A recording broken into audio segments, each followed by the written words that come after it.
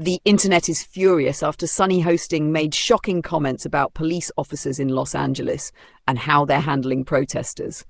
The controversy erupted on national television during a fiery segment that has since gone viral, and people across the country are taking sides. It all began when Whoopi Goldberg delivered a stunning update saying the Pentagon had deployed 700 US Marines to join 400 National Guardsmen already on the ground in Los Angeles. The reason? Escalating attacks on law enforcement, property damage, and a growing public unrest over ICE raids. But Whoopi quickly questioned the official narrative.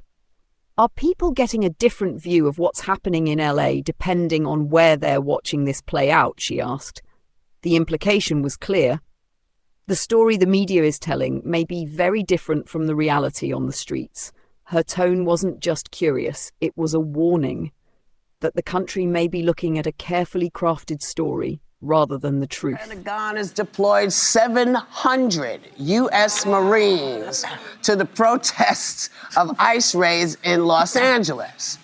They will be joining the 4,000 National Guardsmen already on the ground. Defense Secretary Pete Hegseth said it's in response to the escalating attacks on law enforcement agents and property damage. But are people getting a much different view of what's going on in LA depending on where they're watching this play out? Because it's quite different when you're talking to people in LA, and very different than what you're seeing on the news. Sunny pushed back hard against the idea that LA was in chaos. I spoke to people who live and work in Los Angeles, she began, and they told me the protest was orderly. There was no violence. There is no crisis in Los Angeles. The only crisis is the one that ICE created. She pointed to the arrest of over 3,000 people, saying this massive crackdown is what escalated tensions, not the protest itself. But she wasn't done. Sunny dropped a political bomb, saying President Donald Trump was using California as a test site for military occupation. He's using Los Angeles as a trial run, she warned. If he can get away with sending in the military here, he can do it in New York. He can do it in Atlanta. He can do it anywhere.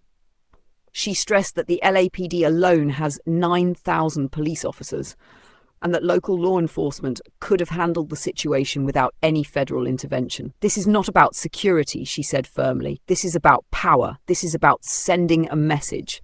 That these protests were very, very orderly, they weren't violent, and they occurred in about a 4-block radius. Mm-hmm. And we all know how large LA is. And so, in my view, there is no crisis in Los Angeles that ICE did not cause. That is the fact of the matter, right?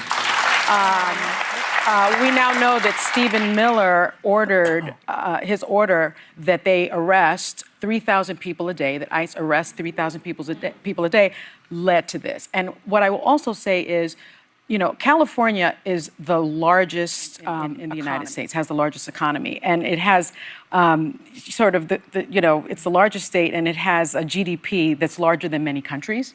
And so I think we have to look at what's happening from a bird's eye perspective and look at the why. Trump is militarizing as a test run to make sure that he can do it in places like New York, that he can do it in other sanctuary cities. And so there is a plan to this, in my view. Mm-hmm. And I really think that there's no question that the LAPD, that has 9,000 police officers, could have handled this quite well. Then Joy Behar jumped in, and her comments only fueled the fire. I think what Sunny said is extreme, Joy began. But she's not wrong that this is a distraction. Trump's big, beautiful bird is tanking. The economy is falling apart. He's fighting with his best friend, Elon Musk. He needs something to shift the attention. Joy, clearly emotional, recalled a tragic moment from her past. I remember protests like this in my own state. 4 kids were killed, American children. 9 others were badly injured. This isn't hypothetical. We've seen this movie before, and it ends in bloodshed. I think that's very astute what you say. I also think that he's using it as a distraction because his big, beautiful bill is tanking right now. His tariffs are tanking the economy pretty much. Even the Senate is not interested in that. And then we know that he had a fight with his best friend, Elon Musk. Yeah. who dragged out the the Epstein file thing. He's deleted that. What's more of a distraction than watching people, acting the way this, in my lifetime. And sometimes kids get killed when this happens. In my day, it was Kent State. Yeah. And they killed 4 kids, American students, and 9 were injured very severely in those days. And I think that they better be very careful what they're doing, because that is the next thing that will happen. She wasn't just reflecting, she was sounding the alarm. The conversation grew even more serious when Alyssa Farah added her perspective, criticising the total breakdown of communication between city officials, local police, and federal forces. Policing our U.S. streets. They've been used in the most extreme cases of civil unrest. This is where I put a little bit of onus on Governor Newsom. Show that you have the police force to stop the unrest, and that it is completely unnecessary to have the National Guard there, to have U.S. troops there, because there are cars being lit on fire, there are police officers being attacked, there are guardsmen being attacked. How many, though? To be honest, I don't really care if you're hurting police officers, if you're damaging property. That you should get your day in court for. But nothing was happening like that until they sent this. But this is where it's on the governor to say, let's make this the biggest peaceful protest. This is what happens when nobody is on the same page, she said. The people are the ones who suffer.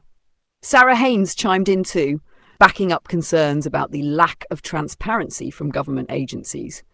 She emphasised that while law enforcement should be supported, militarising American cities is a dangerous step toward authoritarianism. I was listening to Los Angeles County Supervisor Catherine Barger today on TV, and I thought she offered some insight that was saying there's a lot of things going wrong here, and it dates back even to when California became a sanctuary place, that when it forces ICE and a lot of the law enforcement to go into the communities. So it almost puts the communities at unrest. And she was saying there's a lot of things here. Obviously, it was exacerbated when the National Guard was sent in. It also shows a disconnect in communication. Federal, when they call in, it should be working with the governor, not separately from the governor, in order to take care of the people on the ground. But the fallout didn't end with the show. As soon as the clip hit the internet, social media erupted. Viewers across platforms like X, Instagram, TikTok, and YouTube began weighing in, and the reactions were strong.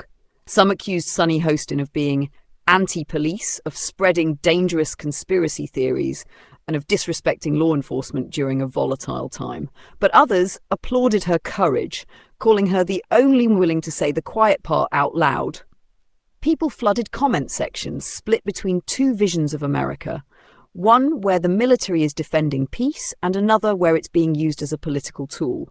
One user on Twitter wrote, "Sunny Hostin is 100% right. Trump is flexing his power and testing how far he can go before we all stop noticing." Another fired back, "Disgusting. She's undermining the people who put their lives on the line. Marines don't go into cities unless it's bad, and it is bad." Tensions are high, and this moment may mark a turning point in how Americans view civil protest, government power, and media narratives.